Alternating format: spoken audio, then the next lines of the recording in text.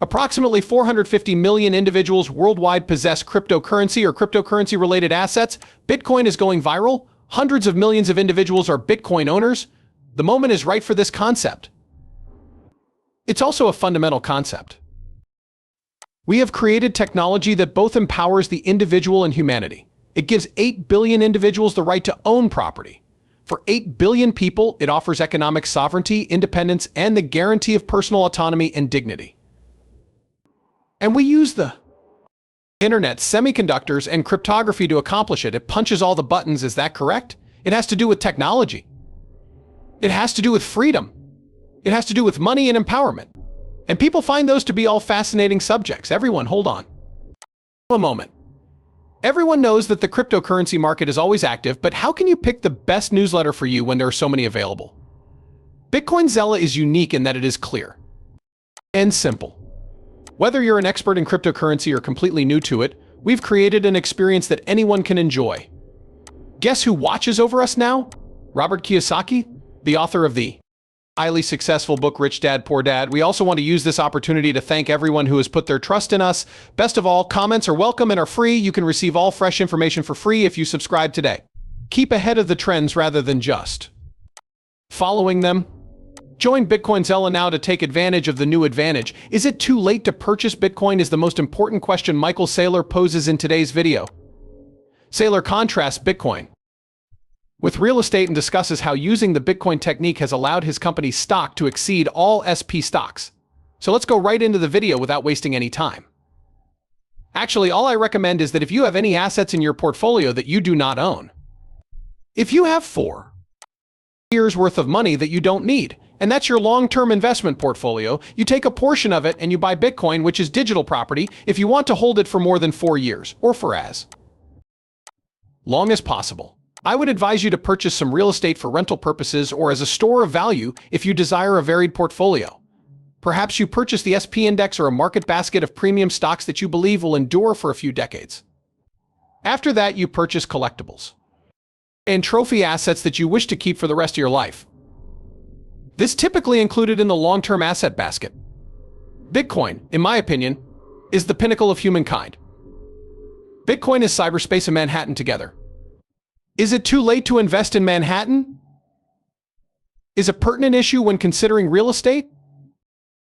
As a metaphor. So, in 1680, was it too late? No. In 1776, was it too late? No. In 1865, was it too late? No. In 1914, was it too late? Not 1945, 1976, 2000, and not at all. What is the history of? By the way, why is it the case? The reason for this is that Manhattan is an island. The amount of land is finite. It serves as the hub and commercial hub of the Western or North American trade networks. At some point, everyone in a position of authority and wealth needs to or wants to travel through Manhattan. For hundreds of years, that has been the reality. Everybody who has ever purchased real estate in Manhattan did. So from someone who paid less than they are doing now. And why does it continue to rise? The reason it continues rising is because we are printing more money. Due to scarcity, valuable assets always increase in value. Is Bitcoin a safer investment in this instance than Manhattan? In my opinion, yes, since Manhattan is merely a physical city. It competes with Tokyo, London, and Paris. The hub of the digital economy or digital commerce is Bitcoin. Like the nation's capital, it serves as the hub of the whole digital economy. And it has been appealing to all people on the planet, regardless of language. It can be compared to a city that is 276 blocks deep, 276 blocks wide, and 276 blocks high. That is 21 million divided by the integer cube root. Additionally, you are only purchasing one of those blocks when you purchase 1 Bitcoin. That's the number that will exist for a millennium or 100 years. Nobody anticipates seeing any more. Cathie Wood's forecasts regarding the price of Bitcoin have drawn a lot of attention.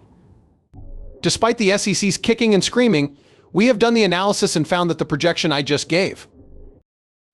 You would increase by $2.3 million if institutional investors were to allocate a little over 5% of their portfolios to Bitcoin, as we believe they will over time.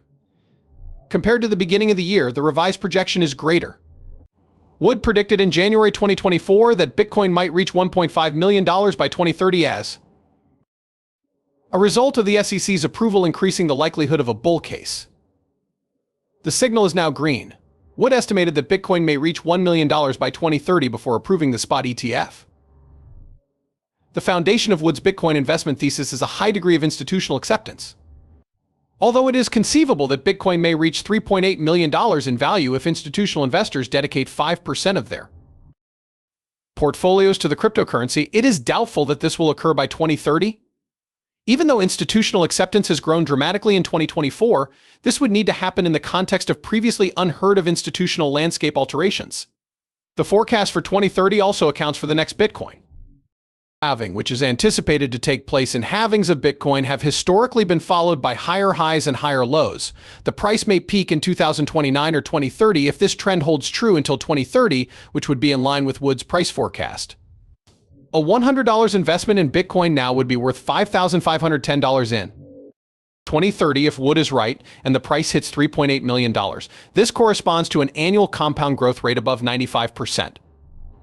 Although the forecast is optimistic, it is not totally implausible given that Bitcoin's 14-year TAGR is well over 220%. But as Wood pointed out, it would probably call for a substantial institutional investment. The most well-known and widely used financial asset in the world for investing purposes is Bitcoin. As a matter of pure finance, I think it comes in second to the dollar. Everyone is aware of the dollar. However, the worth of the dollar expressed in dollars is not increasing. Therefore, those who live in hyperinflationary economies can only invest in dollars. If you ask 10,000 wealthy families, how did you get rich? Not through purchasing money. How did you become wealthy? Not by purchasing gold. What will you buy now that you have wealth? In dollars? No gold? No. What will you purchase? A team. In sports? Perhaps paintings by Leonardo da Vinci. Perhaps the Magnificent Seven stocks. Perhaps a digital asset for Bitcoin. Property is the one thing people will definitely mention. I own real estate and buildings in Miami, Los Angeles, New York, San Francisco, Tokyo, London, and Paris. They are the ones who currently own the 3 acres of beachfront property in Palm Beach, which is valued at $250 million. Why are they purchasing that? Because they are aware that if they decide to sell it, every other wealthy person on the planet will be vying for their business. Additionally, it's not really appealing. These days, the ideal capital asset is something rare, appealing, transportable, sturdy, and maintenance. Okay, so tell me about that. That's how Bitcoin works. Bitcoin might soon come to a crucial price turning point. The average price of the asset across 3 distinct time periods is currently falling inside a narrow cluster, indicating a possible breakout. The chief crypto analyst at Real Vision, Jamie Coutts, stated that the US-based spot Bitcoin exchange traded funds, or ETF, experienced their second best ever combined net inflow day of $886.6 million based on preliminary data following some nice coiling pricing action since March by boring Bitcoin trend model triggers. According to early statistics from Farsight Investors, FBTC witnessed the greatest inflow at $378.7 million, followed by BlackRock's shares Bitcoin Trust IVIT at $274.4 million.